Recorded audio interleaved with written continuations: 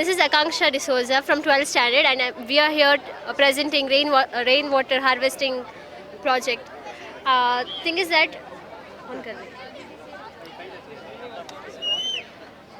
during the rains, the water gets collected in the purifier, and the rainwater gets purified here and then just goes to the tank.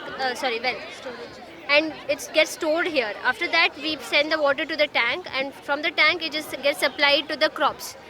Sometimes we face heavy rains, but there is some days where there is no rain.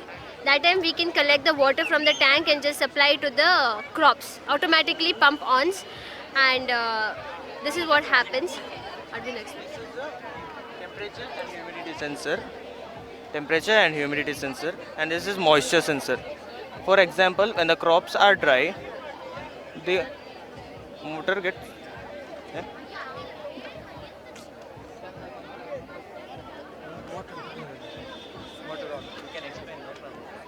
the motor gets automatically on, so that when crops dry, the motor pump gets automatically on.